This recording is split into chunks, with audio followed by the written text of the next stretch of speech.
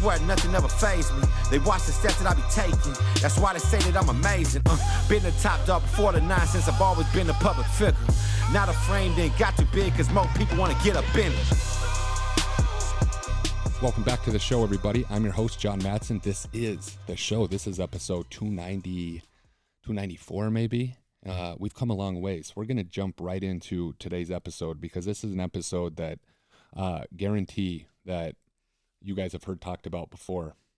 This is not something that I came up with. This is not something that, again, is something brand new, but it's something that you need to hear. And if you tuned in today, you're hearing it for a reason. Just understand that there are no coincidences, right? For sometimes I like for this book, for example, I hadn't picked up this book in, I don't know, years. I moved into this office. Some books were in boxes. The people who moved me in put all these books on a shelf. I was like, what is this book? And the book is called The As If Principle, Motivational Poetry. And I was flipping through it. I don't even know if I can find it again. But the other day I was going to do a live call for my team, and I just opened a book and I'm thumbing through it, and I stop on a page, and it's a random page. In fact, I just did it again. It's page 49, and there's all kinds of different ones, right? And on a different day, another one might have hit me, but on this day, for whatever reason, I open up to 49, and the short poem here is called Quite Successful. And it says, failures can be quite successful at quitting and complaining too much, but successful people will never become failures, for they'd never let themselves think they were such. Failures can be quite successful at quitting and complaining too much, true, but successful people will never become failures, for they'd never let themselves think they were such. Once you're successful, you can't go back. Your self-image is not of a failure, right? And on a random day that hits, but that's not random. It's a poem that, for whatever reason, was meant for me to read and then for me to share inside the community. So just like today, you may have heard this topic before. You may have not listened to my podcast for a month or 2 months or 6 months, or for whatever reason it popped up, or maybe it's the first time you've ever listened to it and it's like, this is what we're talking about today. Why? Because you need to hear it. This concept, I heard probably for the first time that really hit back in 2015 or so. Me and my wife went to a Tony Robbins event, Unleash the Power Within, right? And we walked on fire. We did all the cool shit. If anybody's been to Tony Robbins event, you understand that as cool as it is, you're exhausted when it ends because you're jumping up and down for hours and hours. And Tony's a maniac, right? He's I don't know how that dude has that much energy, but we went to that Unleash the Power event. Then we got sold into his Business Mastery event, which was 2016, 2017. I went to that event way before I was ready. I had a business that was not doing well financially, and they were talking about tax strategies. They were talking about all types of marketing strategies, a whole bunch of stuff that was like, it was going completely over my head. I was just trying to like harness the flow of information in that room. It was about a $15,000 ticket or so. Maybe that was a price for two. But anyways, one of the concepts I did understand, because it was quite simple, was Tony's like, one of the most important things that you can learn from this, write it down, circle it, never forget it, tattoo it on your brain. Proximity is power. Proximity is power. Who you are the closest to will do more for your growth or your comfort, one of the two. That'll do more than anything else. So if you take nothing away from this event, make sure that you create a network that is powerful. And if you just kind of like take this concept and unlayer it a little bit, we've all heard the term, you're the average of the 5 people you hang out most in your income or your fitness for that matter, right? I own a fitness company. And so you show me your 5 friends if I didn't even see a picture of you and you're like, that's best friend number 1, that's best friend number 2, that's best friend number 3, that's best friend number 4, that's best friend number 5. If I didn't even know who you were and never saw a picture of you, if all 5 of those people were fucking fat, I guarantee you'd be fat too. Like I would bet everything.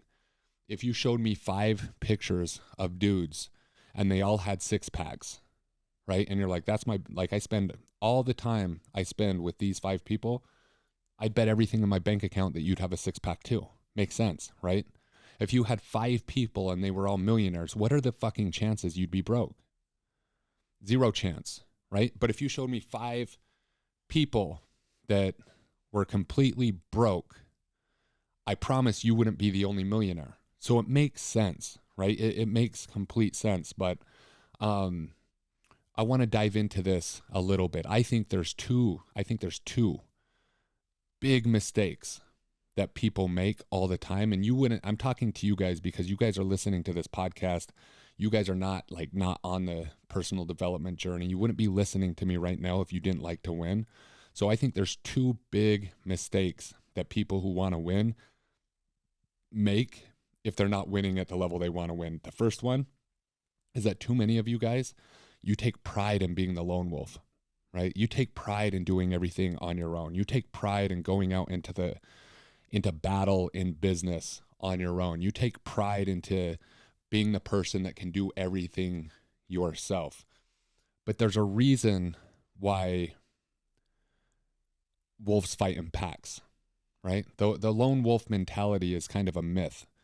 It sounds courageous. It sounds like you can be, the hero of your own story, but it's a myth because we know that wolves fight in packs, and we also know that proximity is going to be an accelerator to your growth. And so one of our elite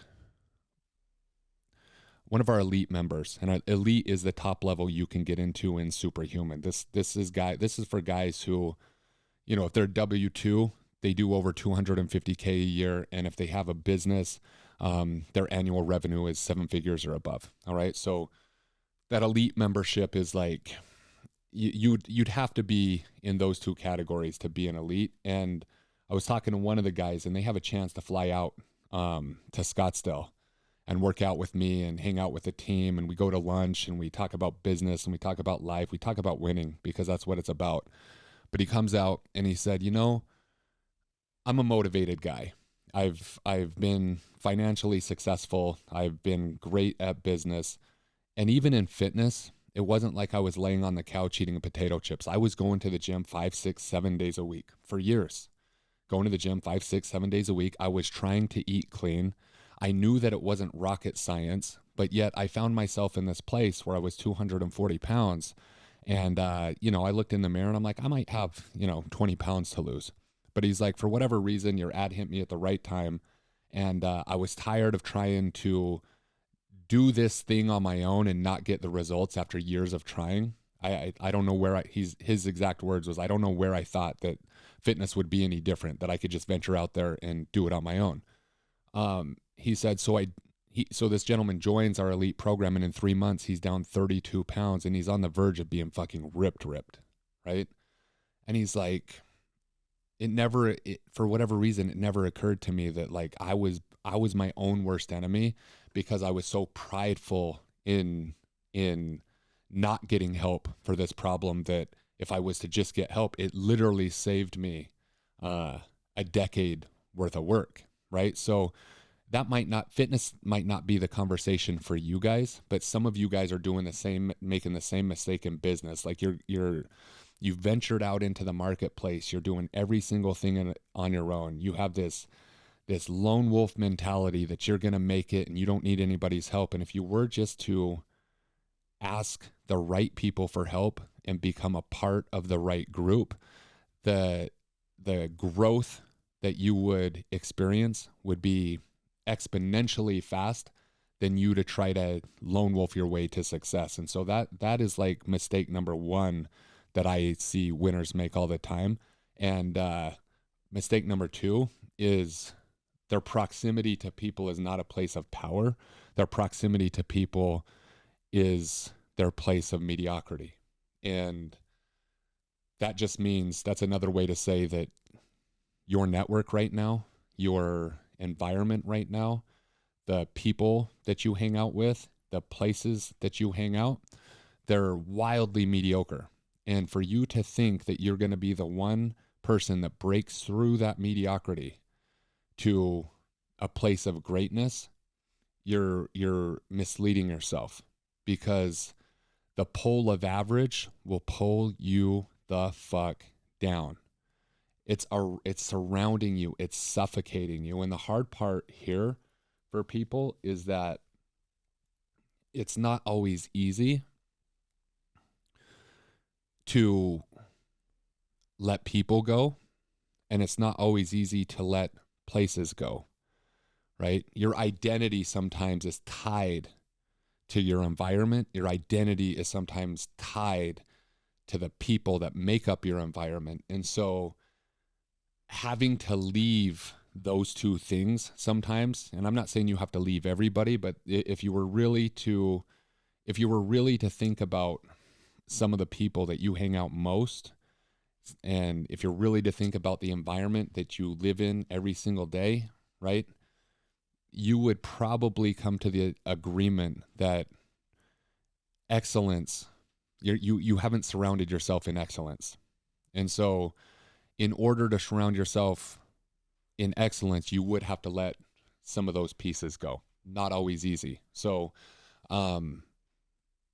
that's some introspection from this episode that I think you guys should consider, meditate on, think about, get a piece of paper out and write down what's in your environment in terms of, the place, and what's in your environment in terms of the people, and come to some really tough decisions on whether you are going to continue to stay the course in this mediocre network, or if you're going to do the hard thing and do the thing that is going to help you exponentially grow, which is change some of the people you're surrounding yourself with and change some of the places that you are deciding to live in, work in, etc. Right? When I started SUPRA HUMAN, if you were to look up superhuman in the dictionary, you just type in superhuman, you would find the definition that would pop up is having powers above and beyond those of a normal human being. And so as we were branding this, I had this vision of the most elite version of me possible.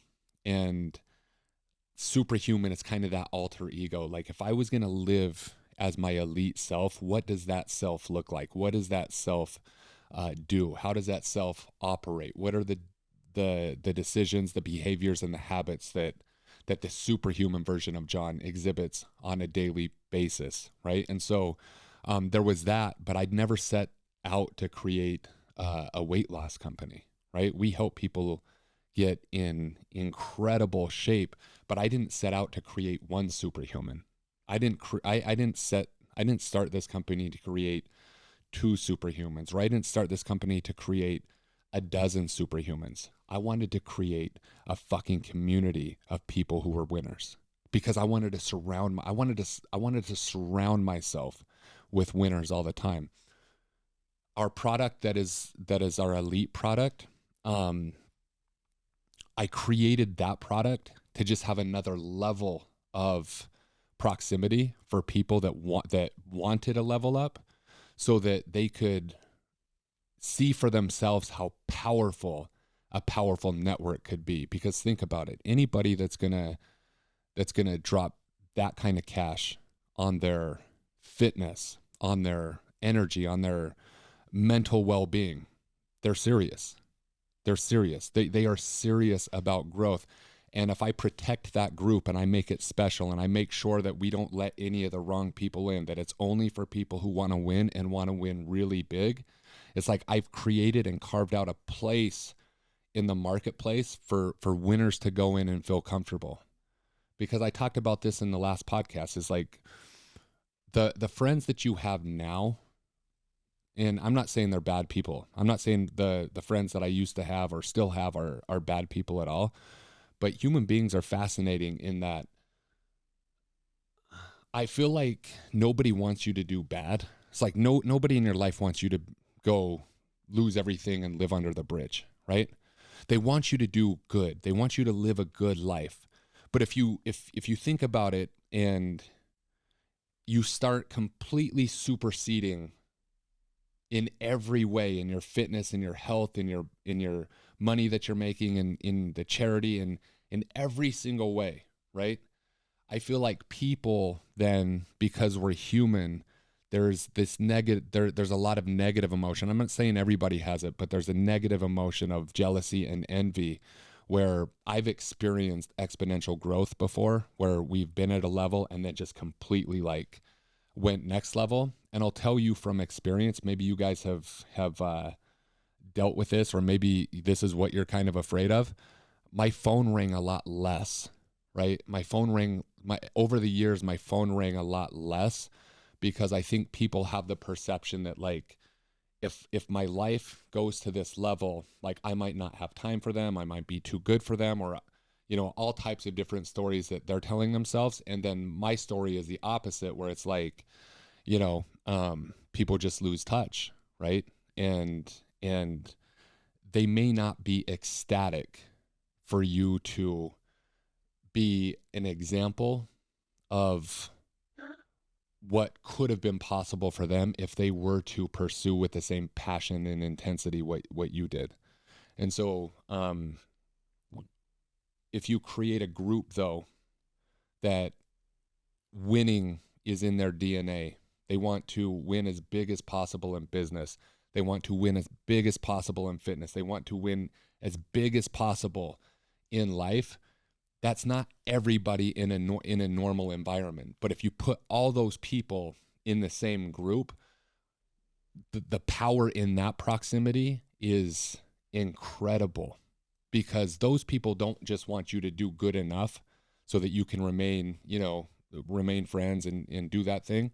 They would cheer you on to do incredible things, because there's no envy and there's no jealousy. It's inspiring to people like that, right? But those people are scattered all over the place unless someone can group them together, right? And that's essentially what we did at the top level of Supra, was make sure that there's that elite level group of people who love to fucking win, right? Because again, I've heard it from these people over and over again. Thank you, John, for putting this group together. In my normal life, I'm kind of the crazy one. I'm the guy who's like, who's always pushing for more, and everybody else is like, yo, chill, isn't that enough? It's like, no, it's not enough, because I'm capable of so much more. So if you're a person like that, you have a home in Supra, because that's what we're about, right? Winning is inspiring. Winning is not something to be, frowned upon, like society likes to frown upon it. So I know I don't need to make an argument for proximity. You guys already, get the gist of how important proximity is in your life. But I do want to give you four distinct reasons why you should consider right now finding a place where your level up will be automatic, right? I'm not saying you don't have to do the work, but could you find a place where your level up is only a matter of time, because you're in a room full of sharks instead of a room full of goldfish, or a fishbowl, right? Or the ocean. Are you going to be another goldfish in a fishbowl, or are you going to be a fucking shark in the ocean? And so these four reasons right here, I'm going to make the case for whatever you have to do, find your people and stop trying to do this by yourself. Number one is motivation and inspiration. I hit on this a little bit, but think about how motivating it would be for you to be in a group of people who were all doing incredible stuff. How motivating would it be to see another person? And here's the power for me, guys. I see people as just ordinary people, right? Of course, like sometimes you run into people and you're like, oh, that dude is so fucking smart, or that dude is, their intellect is crazy. But you know what I found? And I'm sure you guys have found this too. There's so many times where I run into people and yeah, they're smart guys, or they're smart women. Yeah, they're this or that. But a lot of times I look at them and I see them, I'm like, dude, that dude has $100 million company. And it's like, It's not like he's that much smarter than me. A lot of you guys think the same way about me. It's like, dude, John's fumbling around on his podcast sometimes. He can't be that smart, but somehow he's doing it, right? And so understand that when you get into these groups, it's extremely motivating to see the results of some of these people and the way they run their lives, because you start to realize that they put their pants on just like you. They get ready every morning just like you. They take a shower every morning just like you. They are a human being, and they have done extraordinary things, and the results are inspiring and motivating. And so I'm always in, like, some people like to talk about motivation not being necessary for success. They're fucking crazy. I wake up every day, right? Every day. Some days I might not wake up extremely motivated, but for the most part, overwhelmingly, I am motivated and I am hungry because I'm submerged in an environment, even out here in Scottsdale, where it's like people are winning. In my ecosystem, people are winning, and so I'm motivated by the environment and the people. It's very motivating when you're in a group like that is that has both the environmental factor and the people. The second reason would be the accountability and the support, right? Because in your real life, just like that example of the guy who is in our elite program, there's no accountability for him doing fitness on his own. It's like he has self-accountability, and you think that should be, that's the thing, you think that should be enough when you're a lone wolf, but it's not. Even high performers need high performance accountability. I need accountability. You need accountability. If you take accountability away from yourself, that is a major thing that is going to lead to, lackluster results. Support, accountability and support from like-minded people who are successful and who are winning, no matter what you're trying to do, right? If you are trying to get fit and you lack accountability and you lack support, guess what? I guarantee you that you're going to struggle. You're going to struggle. It's not that you can't do it on your own. I just promise you that if you haven't done it on your own yet, to think that, next New Year's you're going to come up with a resolution and go out on your own and do it without accountability and a support system, you're crazy, right? The third reason to consider an incredible place of proximity would be the exposure to new opportunities. When you're settled in your comfort zone, you don't notice all the opportunities that might exist because you're interacting with the same people. So again, like, I'll use the elite group as an example because it's the best, it's the most powerful place of proximity that I've ever been able to create. And this has been, a work in progress for a long time. There's guys who are doing business deals, right? There's opportunities for people to connect business-wise, or opportunities to invest. There's a deal going on right now that was brought to my attention by somebody that is in our group to get fit and has been in our group for a long time. And it's like, this opportunity is really good, right? And the opportunity wouldn't have been there if I didn't create the group. And so this opportunity exists in some of these groups or some of these places where if you are out on your own, you never see them. And then the last reason is environmental influence, right? Environmental influence. Like, my favorite story when it comes to environment is there was a newspaper article back in the day, and I can't remember which one or what magazine or whatnot, but they were showing a picture of like a goldfish that was just like extraordinarily big, right? And it's like, goldfish, my daughter has 3 little glowfish. It's like they're little things, goldfish, little guys. And some people were throwing these goldfish into this pond, and someone caught a goldfish that was like abnormally huge, right? And I read this story, and it just was like, throwing yourself into the deep waters might be scary, right? Of course, this goldfish could have perished, but for whatever reason, the goldfish survived, and the environment demanded growth. No different than, that story where they talk about the the shark in the fishbowl could live up to 8 inches, but if you release that shark into the ocean, it can grow into an 8-foot shark. So the environmental influence of a place of power is exponential. How much will you grow if you throw yourself into the waters that are uncomfortable? Those waters are going to be choppy in the beginning, right? It's going to be somewhat intimidating. I remember the first group I ever got into where they only let people in who could prove that they made $1 million. And I walked into this group, and at first I was a little bit intimidated because we had guys doing 100 million. There was guys doing, who had done 250 million. Then there was guys like me who had just made their first million. And I'll never forget feeling somewhat intimidated in the beginning, but how powerful it was to be in a closed off kind of network of people where everybody was rooting for you to win. There was everything that I talked about in the first 3 reasons, which was, it was highly motivating to see that it was a place where accountability and support could be had from people who had done it, right? And then there was exposure to different opportunities that I would have never been exposed to.